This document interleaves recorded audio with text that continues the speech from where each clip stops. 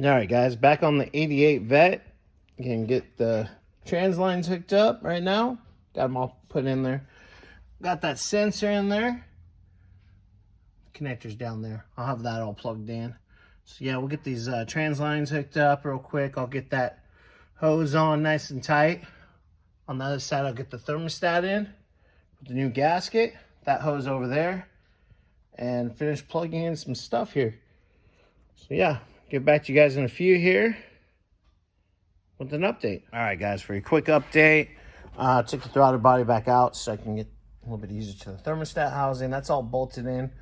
A little bit of silicone, not a lot, guys, just a little bit. Trans lines, radiator hose, sensors plugged in. I just got that in place right now because when I put the top on, I might have to move it so I didn't tighten down the clamp. Pretty much everything on this side, guys, is done. Once I put the throttle body back on, I'll put the breather, hook it up, hook this up. I'm going to go ahead and finish the opposite side, make sure all the bolts are nice and tight. Get that 9th injector put in. Also get the fuel line plugged in the back there.